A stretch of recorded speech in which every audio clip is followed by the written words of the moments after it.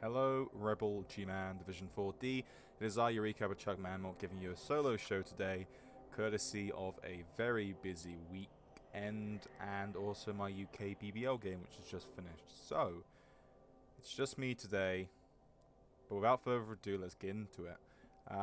Game week 10 has just finished, or is about to finish, and we start off the game week with a 1-1 draw between our two Nurgle teams. This was a pretty big game because if GFI Joe wanted to potentially come out ahead of the pack in terms of those who were looking to enter into the challenger spots, this was the game for GFI Joe to do this. But unfortunately for GFI Joe, he came across a quite immovable object in the form of Helgen. And from the looks of it, my prediction of Helgen could absolutely out-KAZ GFI Joe massively did in fact come true. 5 KOs, 4 injuries, and one of those injuries being a death. A pretty big piece was lost. We'll talk about what pieces were lost when we come to the team recap, but a draw was likely on the cards here. I think I predicted that. The injuries from the Mark of Nurgle are no surprise due to the amount of claw and mighty blow the Mark of Nurgle has. GFI Joe will be happy at least 1-1 with not a lot of permanent injury to his team. Our next game is a 2-2. A lot of draws here in GMAN 4D this week. 2-2 between Rapscallywags and Sunbaked Seaguard. Now, you don't need to win, really, if you're gonna side, because you are still pretty commandingly in first place, although dropping points is very, very dicey and risky at this point. And Yossarian really needed to win here to make sure that he was still a challenger for the Challenger Cup spot. But unfortunately for Yossarian, it's a 2-2. I think that considering both teams have the ability to score quick and score fast, this is a pretty natural result. Decently high scoring, didn't swing one way or the other really that much. More KOs inflicted by the Rapscallywags, which is befitting of their probably superior removal capacity due to their claw and their mighty blow here and there. But otherwise, seems fairly equal and matched. I don't think there's... Well, the Rapscallywags didn't have a great amount of dodges, but some of that could be down to 3-edge dodges. Nothing too scary here from either side. Lightning Bolt did work, so the Wizard play was, in fact, there. The leap failing 2 out of 5 times is a bit unfortunate, but small sample size in terms of the... how many leaps were made. 2-2 is a very natural result for this side of matchup. Both don't really want the draw though, but it hurts Gunners a lot less. For Yossarian, this is pretty much, I think, the end of his run for a Challenger Cup spot. We'll look at the leaderboards. I haven't looked at the leaderboards in a bit, so we'll look at and see if that's a fair assessment. But speaking of Challenger Cup spots and the Challenger Cup runs, I faced off against the Norse. The Norse was very beaten up. They didn't have many players. They didn't have a bench, certainly, until Tico bought a bribe and Bomber, bringing him up to 12. Bomber didn't do too much, apart from soak up a block here or there. But what did happen in this game was I was out-casualtied, definitely by the Norse. Or, you know, slight out-casualty. A lot of it was just keeping kind of pace, but considering there's only one mighty blow on the Norse team, that being the Ulf Runner, for him to keep pace was very unfortunate for me. There wasn't a sort of spiraling out of control situation like happened against Wraithguard last week for my team. 1-1 as well was kind of a lucky result because he tripped wide at the end on the very last GFI to score and make it 2-1. So a lot of our draws this season have been a case of really you should have lost this, but you managed to get a point anyway. I can't complain too much, even if I wasn't happy with how the Kaz dice went. But T-Cole played well. 1-1 at the end of the day, still a point. Still keeps my position where I am on the leaderboard. It's just, I could have been a bit further ahead. And I kind of need that for the next game week. But 1-1 either way, a point's a point, no serious damage. We have a full team for next week. Our next game was a bit of a weird one. Because poor Masterful was hungover again, I think. I didn't wake up for his game, and they had to reschedule.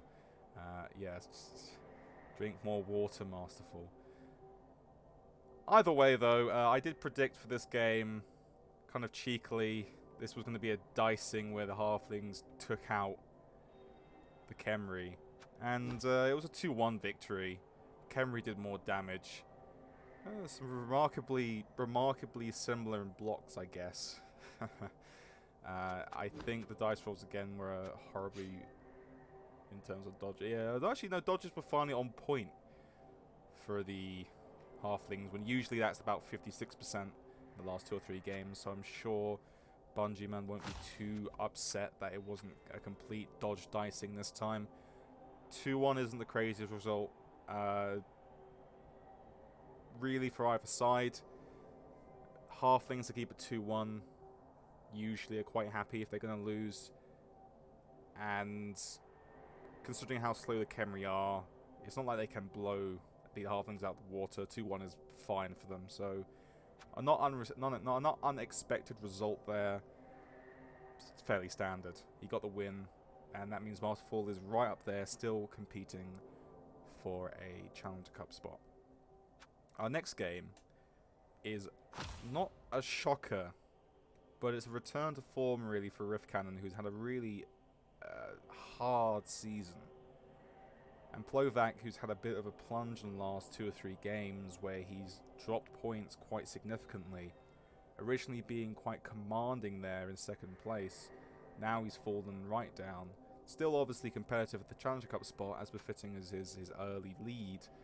But this 2-1 victory is a 2-1 loss for him, but 2-1 victory for the Chorfs is a massive loss for the Lizardmen in this case. They can't really afford to drop points, and for Riftcannon to win this one, you know, it's massive. In terms of injuries and KOs, okay, more KOs.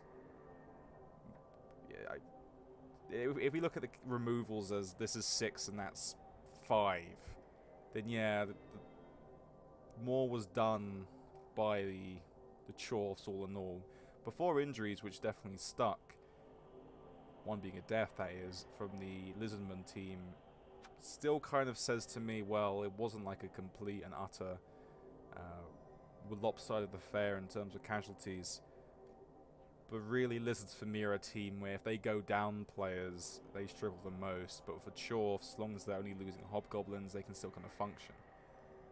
We'll look at the dice rolls quickly to see if anything stands out massively. Bad pickups there for poor old Bloodhorse. So, that's unfortunate. A lot of skulls for Bloodhorse, so bad dice there for Riftcannon. Dodges were kind of unfortunate, but a low sample size all the way. Pickups were fine for Plovak, but the KOs were pretty bad for him. Nothing here really screams like lopsided dice apart from on Riftcannon's behalf, and he managed to turn this into a 2-1 victory. So that's a big congratulations personally. As an outsider who didn't watch the game, it looks like he managed to weather some bad dice. So either way, congratulations to Riftcannon. Big blow for Plovak, but he has the quality to bounce back. And these last 2 games, unfortunately, aren't played. Wheelie and Mattia couldn't find time to play, so it's just an admin 1-1. And I think this will also be an admin game between Crepsulum and Wraithguard. I'm not sure what the Wraithguard result is going to be. Could be a 1-1, could be a 1-0 loss. But this result here for Mattia is decently significant. We might as well go over straight to the leaderboards right now.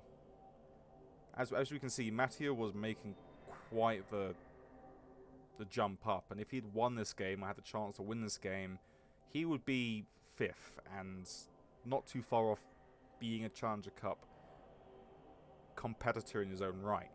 So for him only to draw means he can still, because there's still 3 game weeks left to go, anything can happen when there's only a very small lead by the 2nd place player, that being me. But this is definitely a bit of a blow to him for that late run. Either way, I'm sure he didn't really expect it after the way that game week 1 and 2 kind of panned out for him. It just kind of is sad that he couldn't play that game. But we are looking at leaderboards now. And the thing that is definitely striking is 2nd place to about 4th place is really, really kind of tight. Masterful can absolutely leapfrog me. GFI Joe can leapfrog me. GFI Joe didn't suffer too serious an injury to his team in the last game. He did lose quite a nice piece, but otherwise it's not too big of a deal. And even Yusari and Plovak are still very much competitive. They can reach where I am by simply winning the next game, but they would have to beat me on goal difference, which is a little bit unlikely for Plovak, possible for Yusarian. So Yusarian isn't out of it. I guess I was a little bit kind of, what's the word? Going over the top of misjudging where Yusarian was on the table. I still think it's a blow that he kind of only drew this week, because he would be where GFI Joe and Masterful are at 18 points otherwise. Still, it's looking less and less likely for 5th and 6th to see if they'll be the main competitors, because it's really what's important is having that game week where you can leapfrog someone, certainly if they drop points, which GFI Joe and Masterful can. Let's look at the division predictor right now. Obviously, still we have our main man gunner side is strongly on top. It's very unlikely, almost impossible, for him not to go to at least a playoff or the Champions Cup. Now, there's a very tight grouping here between me, Masterful, and GFI Joe. We have a really good chance in between us to go somewhere.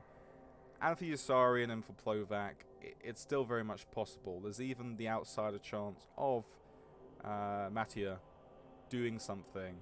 Really, I would say if you're below about... If you are below Yusarian's point, I would say it's still kind of tough. Personally. 6% isn't a lot to work with. Can still happen for Plovak, but I think Yusari is kind of the upper limit there. This is, however, the real crunch time. All of these 3 here. We're going to look at the schedules. We might actually jump ahead a little bit. Not to predict them, but just to look and see what's going on after the team recap, to see what the kind of run-in is, because I think these 3 deserve scrutiny, like the most scrutiny. But this is the prediction table. Gunner side on top. These 3 below him, really in pole position to do something. Outside the chances there from Rapscallywags and Third Guardians. And of course, it's now impossible for T-Cole to go and do anything either. So he joins the halflings in that club. He's playing for SPP, essentially. Or to be a spoiler, depending on what he enjoys the most. We'll go on to the team recap. Can't cover Krepslim because we don't know if he's got anything. Matty has a level up pending on a zombie, so we can't touch that. Rift Cannon, I believe, has the most important thing, I guess, that happened to Rift Cannon in this game was his strength up guard Claw Chorfers out. So for whoever is the lucky man who has to play Chorfs next week, 1 less tackle and block, 1 less guard and all that is kind of significant, I would say. Still a very good team. And unfortunately also a Hobgoblin that had a level up died. So that's all that's happened really to Rift Cannon's team. He got an MVP. Masterful, however, did level something up. He got Mighty Blow on his Naked Blitzra because of the massive SPP gain he got through. I think he got like a touchdown or two on that piece while also getting the MVP. We'll quickly check into that. Yeah, he got a touchdown and a Kaz. This means he is so close to just getting to get tackle or piling on. He could probably get next game. But that's the only pickup he's got. It's a massive pickup though, because you can really think about getting rid of Magic Mike, the move-busted Blitzra, who he, if you remember last week, did say he was considering firing. T-Cole got quite a nice few level ups courtesy of my Goblins, who exploded. He got blocked on an Elf Runner, so the rebuilding process of that Elf Runner is well underway, while getting a leader on a thrower. T-Cold was in a position where he has multiple viable and probably better ball carriers, being Blodge Adjup or Blodge Adjup Guard. You know, these things can carry the ball better than the thrower really can. However, now he has 3 rerolls as long as the 4 rerolls, that is, as long as the thrower is on the pitch. I think leader is a pretty good choice. I think it's a good option. It gives him a little bit of utility. In the long run, he could just say, well, that will be my piece that I'm going to carry on. But most likely it's just going to be a kind of, let's put as much stuff we can onto that thrower as a kind of toolbox piece. But those 2 level ups are kind of not the most important, but they are pretty significant for the rebuilding effort. Now, Yusarian got 1 single level up, but it's a big one. Yusarian got move up on Kanye Pest the Gut Runner. He's now simply sprint away from being an actual one-turner. Kanye Pest needs to die. In his next 3 games, Yusarian has a real good chance, in my opinion, because of what he's rolled in these Gut Runners over the past few weeks. The Edge up, the move up, the strength up even on ASAP Rocket. He can do a lot. This is a very scary team. And that movement 10Ps, even if it's not a natural one-turner, he doesn't even have to, like... He doesn't even have to try to get a one-turner. So, he will win games off the back of that, and massive pickup for him. Massive pickup. Helgen, I don't think got anything. And he suffered, though, a massive loss.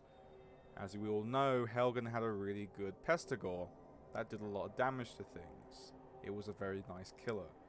I believe it was Block, Claw... It was Block, Claw, and Might Blow. Wasn't quite piling on, unfortunately. But it's now dead. Didn't regen. A big loss with the Nurgle v Nurgle matchup. He still has at least killer pieces. The Nurgle Warrior is a slower killer piece, definitely.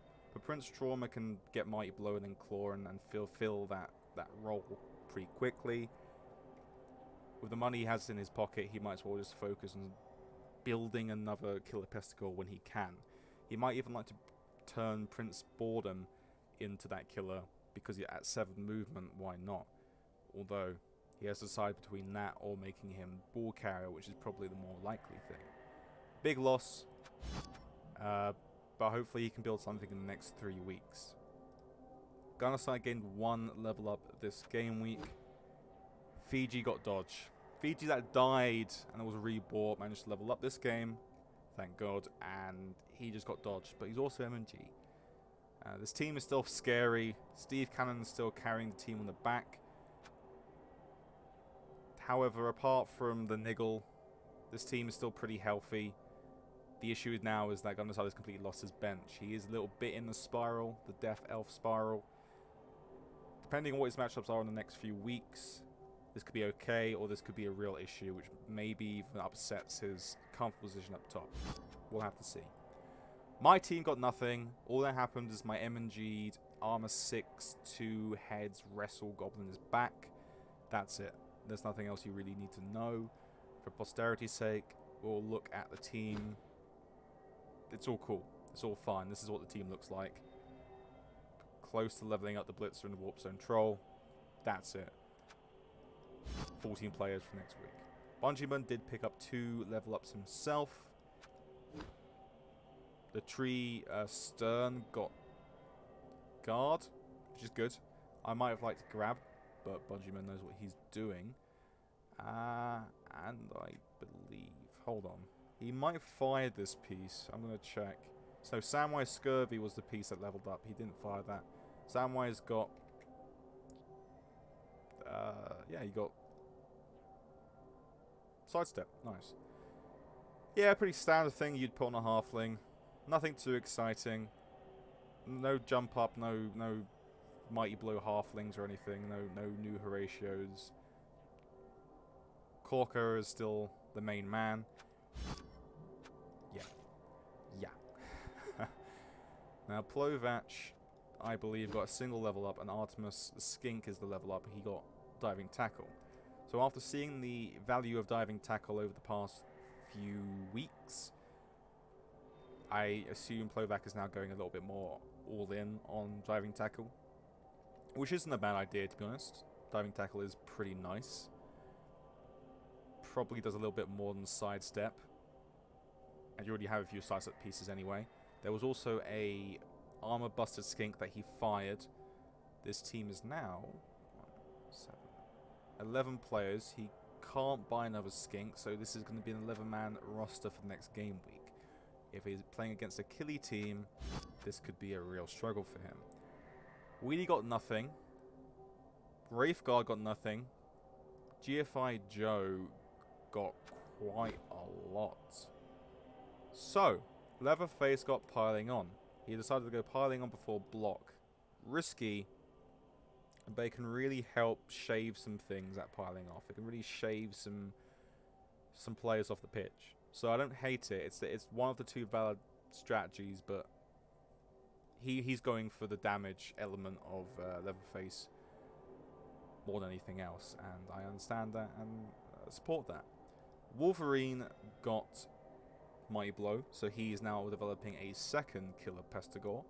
If I may add my 2 cents to that, GFI Joe, I would suggest make this the block tackle thing. Make this the thing you're going to hunt dodge pieces to hurt. Could even be claw block. You might want to make that the more reliable kill piece, just in case. That's all I would say. But I definitely back with a strong ball carry already. Second killer is probably one of the 2 viable things to be building the next Pestigore. I like it. Your other option was building a Saka, because the thing that was lost in that game was the Adjup wrestle piece, which was the original Saka. GFI Joe has opted to go Mighty Blow rather than start building a Saka again. Maybe realizing that he needs more teeth, because right now he only has Leatherface and the Mighty Blow and Beast of Nurgle. Building a second Killer Pestigore is something you need to do anyway, so I don't hate it. I think it's a good line of development. But he also got Stand Firm. The third skill he got was Stand Firm on the Beast of Nurgle, which is solid. It's no double, but it's exactly what the Beast of Nurgle needs. So the DFI Joe's team, a scary, scary Nurgle team they're making. His next season is going to be... he's going to wreak havoc on whoever he has to face. With that, however, we now finish the team recap and we'll go on to the predictions of next game week. So, ooh, haha. Now this is a very interesting game week. Firstly, Map Scallywags versus Full Throttle Rotters. GFI Joe needs to win this. But if Yusarian wins this, he can leapfrog GFI Joe and match me on 19 points. This is going to be a kind of a hard-ish game to predict. However, the fact is that they match each other in Claw Mighty Blow, even if now the Nurgle team is piling on. The absolute speed of that Skaven team, however, means that Nurgle will struggle. Nurgle struggle against Edge teams kind of historically. GFI Joe doesn't really have any tackle or any sacking options after the loss of his 1 sack piece in the Nurgle game he just played. So he'll really struggle to sort of do much against the Skaven. And the Skaven are just way too fast, and they can protect their Gut Runners, and will be protecting their Gut Runners.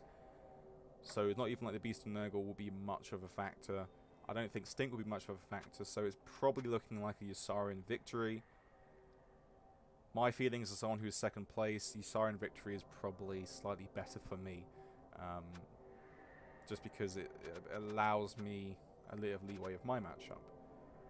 Mark of Nurgle versus T-Cold. Smagi Severa. So that's Helgen versus T-Cold. A 10A matchup. A 10A matchup. Face-off. Portemonu of the words. This doesn't have a bearing on the league. Both teams are towards the bottom.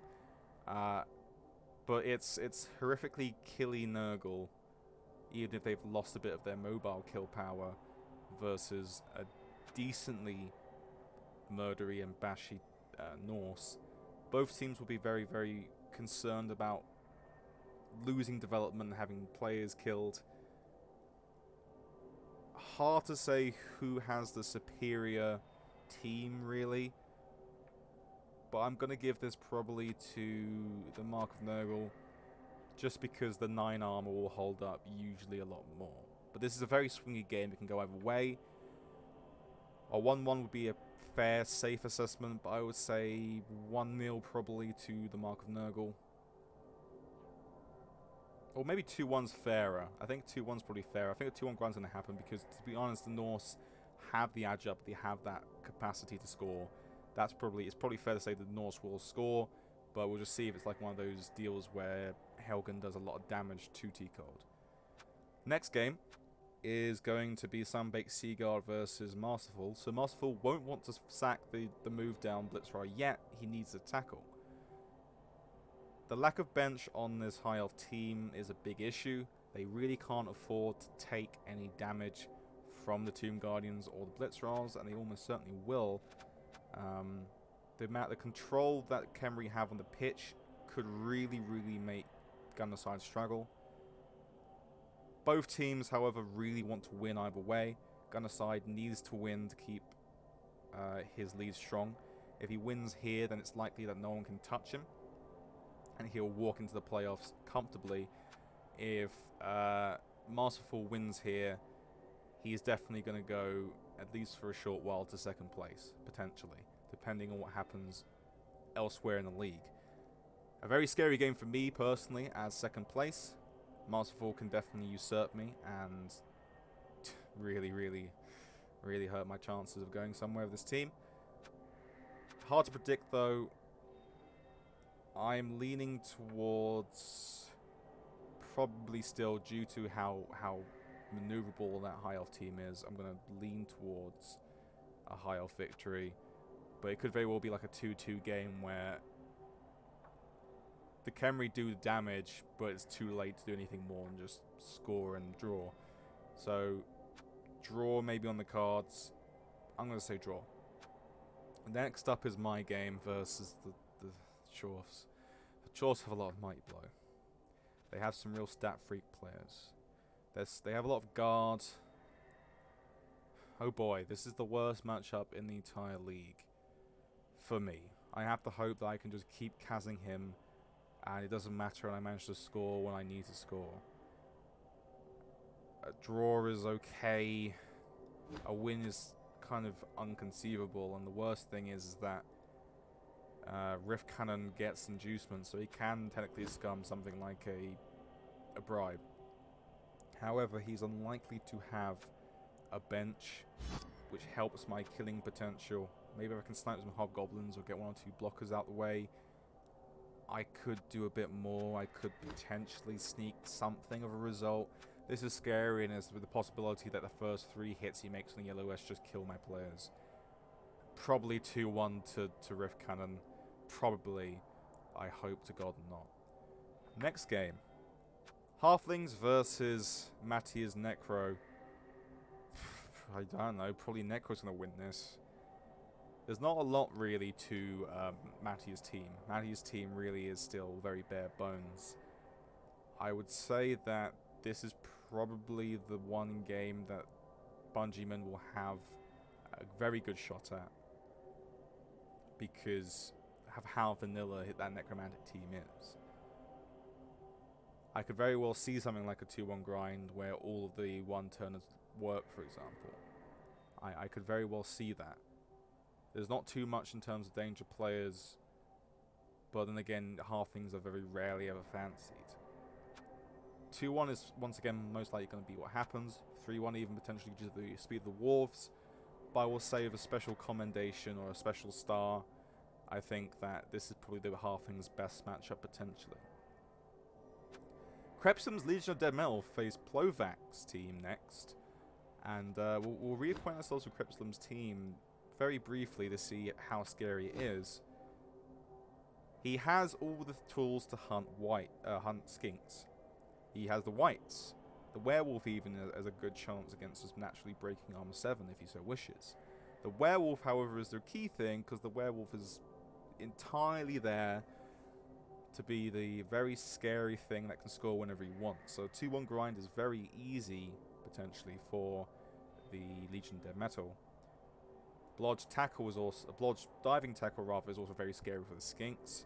The only issue for this meal on this team is that there's not a lot of guards, only one guard. That flesh golem there is completely naked, and there's no dirty player to stick a boot into what few skinks Plovak has. I do think that very potentially, because there's no bench for the Lizardman team, it can swing quite nicely against them, depending. There is no such thing as an inducement game in this game though, because both teams are at a similar TV, only about 10k in between them. Plovak can't spend really out of his own pocket, because he'd be giving a free inducement to Crepsilum, and Crepsilum could then further scum that into a bribe, for example. Hard to predict. Plovak will want to win this. I fancy Crepsilum's team. Crepsilum's team has a lot about them, so we'll see. And our last game is a bit of an elf-off. Pro Elves versus Dark Elves. Let's acquaint ourselves briefly with the teams. Might as well. Hard lines here for poor Wraithguard in the past game week. Game week just gone, where I smashed his team apart. The one positive he'll be looking forward to is he gets that Witch Elf back. If he gets some money from a 1-1 scheduling settlement, he gets winnings through there, he can probably buy himself another Blitzer, which would be quite nice. The team therefore looks a little bit more together. But he's facing this team which has some weaknesses. There's not a lot of blodge. There's essentially one blodge piece, or one Rodge, one blodge. That tackle, that Blitzer is insanely good. And with the movement up and the Blitzer, with the edge up, elf shenanigans can happen, and I think Wheelie's more equipped to do so. But the thing to point out is that there will be an inducement game for Wraithguard, most likely. He can probably get something like a Wizard. He could probably get Bribe and a Babe. He could get Hubris and something else. Dark Elves have their options. I would consider getting something like Hubris just to go catcher hunting, and to deal with something like the Blitzers with the sidestep and the dodge on that one Blitzer. A hard game to call, high scoring most likely. 2-2 wouldn't be out the realm of possibility. I would probably say if the game gets played 3-2 to Mirkwood Athletic, the Pro Elves have a fantastic offensive potential. The wizards that they'll be giving away don't usually matter. They'll have to be outcast really massively, I think, for them not to be able to score in any given half. And therefore, I would say 3-2 to Mirkwood. I just fancy the Pearls a lot more, especially after how that Dark Elf team has taken a bit of a beating. We'll look now briefly, as I mentioned, what are those key matchups in the next 2 game weeks. Might be spoiling this for some people, but I kind of am very interested. Blood and Sand versus Third Guardians is a massive one for those aiming for a Challenger Cup spot. Yasarian versus me, again, massive.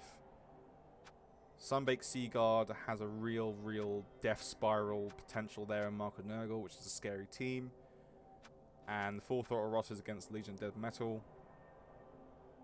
Fairly equal matchup, very even matchup there for GFI Joe. Things can happen.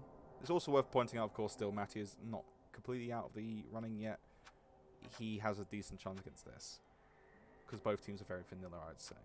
So, this is another crunch week. Some teams having some really scary matchup. Other teams just having to face their closest rivals. For the last game week, Plovac has potentially a decent matchup here. Again, this could be scary because of how good Elves are against Nurgle at this TV. For GFI Joe, GFI Joe could lose points there. Me versus Mattia. Necro are a bit of a scary prospect in my opinion for Underworld, and we don't know how he's going to develop in the next few weeks. If he stays as vanilla as he is, it could be a decent result for my Underworld. This is scary for Gunnerside. Gunnerside has another death spiral potential game there. He could lose his entire team before he even makes playoffs. This is scary for Blood in the Sand. Marco Nurgle will do a lot of damage potentially to those Tomb Guardians if something doesn't regen. Yeah, another death spiral game potentially there. Hard to see. It's crazy to say for a Khemri team that usually outstrengths and outbashes things, but this is terrifying of a matchup. And the Norse can shred Skaven Armor potentially. They definitely can. So there are some very scary matchups really in the next few weeks. We'll cover them in more detail when we get to them, obviously, in the next 2 game weeks. In the next 2 recaps, that would be. It's funny to think about how we're almost done with the season. Really close. And with that, though, I'll end this recap. I want to thank everyone for tuning in. Next week, once again, back to getting someone in. Just couldn't do it this week. Masterful, I know, would be happy to, but I'll ping everyone in the next few days about getting someone on. I should be free. But yeah, just generally this is kind of the real crunch time. This is the real where things are going to be the most swingy they've ever been on the leaderboard. I think generally-ish my predictions for who could be up there and who could be competing from the first game week have generally held true, apart from the Chorfs really having a struggling season. Yeah, I would say. I think I'm just happy that I'm second, which I didn't predict at all. Beginning of the season. But without further ado, without stalling, without any more awkward silences of dead air, I'm going to leave you now. Good luck for everyone in the next game week. I play my game, just for anyone who's curious, tomorrow at about 8:30, I think. I will confirm that in the chat. I'll say when we're kicking off. Won't be streaming. I haven't streamed for like the last 3 or 4 weeks because I've been tryharding. So I just sit there getting more and more frustrated with my team. They're performing, but it's more so every time I'm sitting there and like look at the leaderboard and see I'm in second place, it brings me misery because I just know that I'm waiting for the team to explode and have a bad game week and no longer be there. I'm really unhappy that I have to play Chorfs. But I hope everyone has good enough luck, apart from obviously my rivals, for the second place spot. I hope you all get the SPP that you want. You don't suffer any permanent deaths and injuries. And until next week, it's me signing off. I'll see you soon. Take care.